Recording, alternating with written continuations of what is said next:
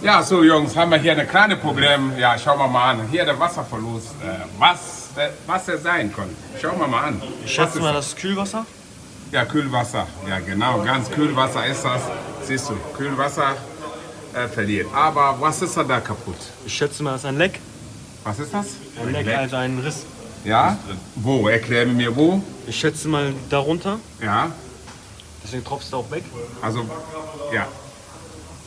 Ja. Ja, das ist wichtig. Was muss man jetzt tauschen? Den Gummi hier. Also der Schlauch muss man Schlauch, getauscht. genau.